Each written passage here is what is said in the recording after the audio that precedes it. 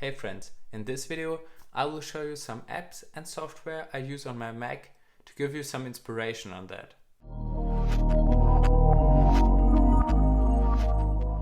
Welcome back to my channel, I'm Maxi and I help you being successful as a student. So in terms of the apps and software, I will go through the categories of creativity, connectivity, productivity, and security. So let's start with creativity, and here the first app is Final Cut Pro.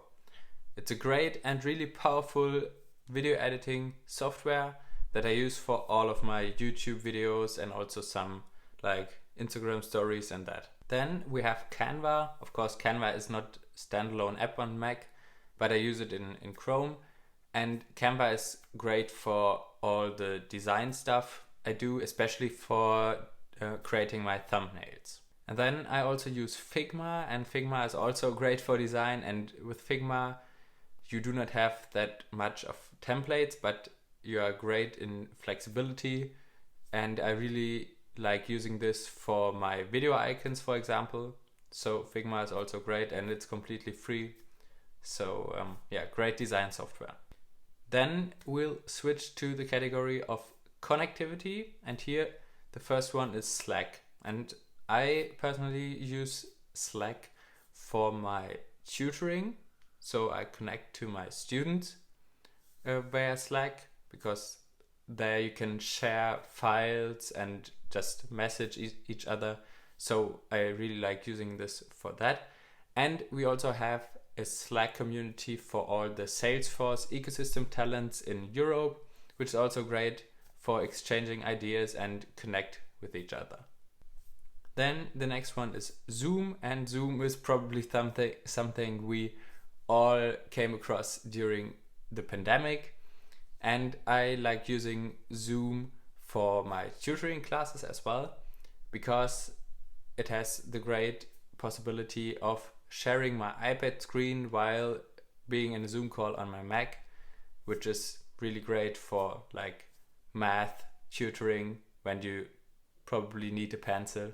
So yeah, that's great with Zoom. Then the next one we have is Google Meet, and Google Meet is something I mostly use at work. So most of my work meetings are via Google Meet, and I also really like using Google Meet for some private stuff. Yeah, but it's like a normal video conferencing tool, so I won't go any deeper on that. But it's also completely free, which is great. Then next one we have Gmail. So of course I also have to do some mails, and I use Gmail privately and also for work. And I also like using the Inbox Zero method by Jeff Su, which I can totally recommend you checking out. And I will link this in the video description as well. So this helps me getting through my emails a lot faster. Then we also have iMessage. So I use lots of iMessage recently, because I was able to get some of my friends and family to using iMessage instead of WhatsApp, because I do not like WhatsApp that much. And so I can respond to all of the messages right on my Mac, so I do not have to switch to my phone or my iPad. This is great. So yeah, I really like using iMessage on my Mac as well. So let's switch to the next category of productivity. And here the first one is Google Docs. So Google Docs is pretty similar to Microsoft Word, but it's completely free. And I also prefer Google Docs over Microsoft Word, because it has a greater user interface in my opinion, and it's also nicely embedded into the whole Google ecosystem. And I also like using Google Sheets, which is like Microsoft Excel, and this is also very powerful and completely free. So that's also a great tool, but of course no standalone app. I also use those in Chrome.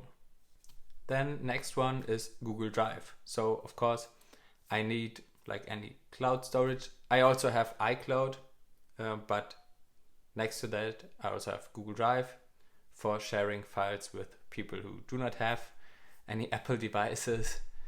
So for that, Google Drive is also great, and you get 15 gigabytes for free, which is a great amount of storage in my opinion.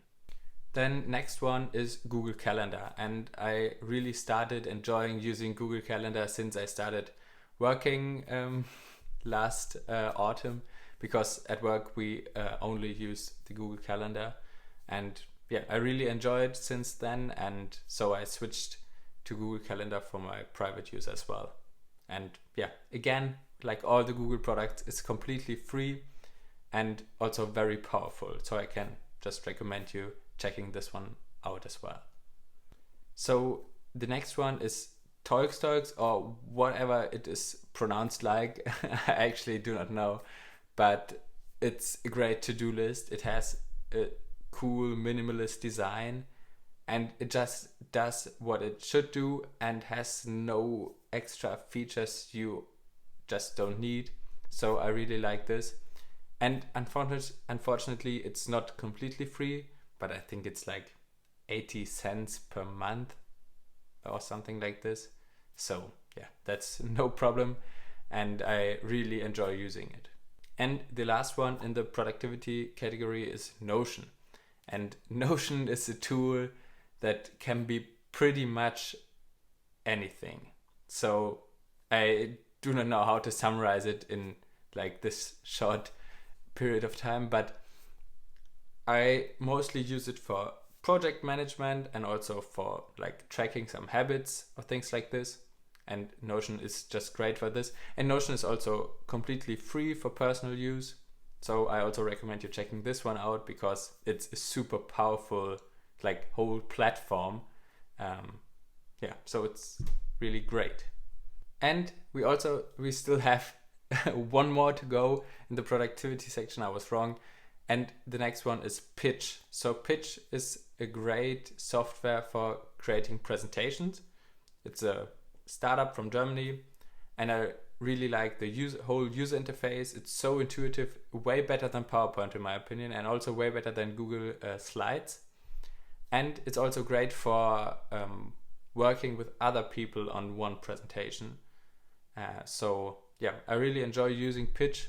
It's great, and it makes it so easy for me to create beautiful presentations. Then the last category is probably one of the most important categories, but actually I only have one app in it, and this is security.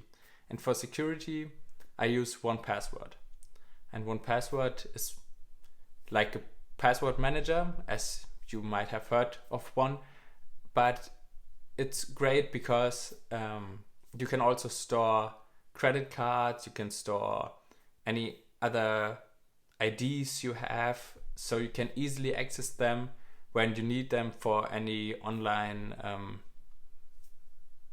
stuff you have to fill out. So I really like using 1Password, and it's also really secure. So if you're looking for a great password manager, I can recommend you using 1Password, because it also has a great user interface. It's easy to use. So one of my favorite password manager, and probably one of my most important apps I use.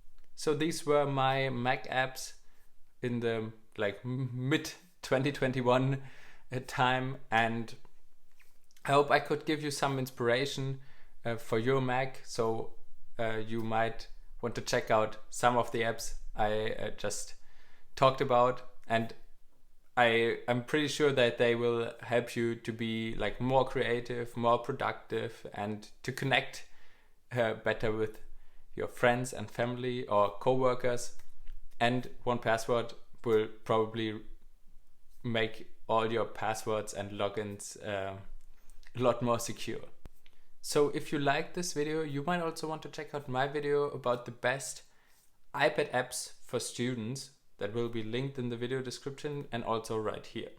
So please leave a like and subscribe to the channel to not miss out on future videos. See you in the next one.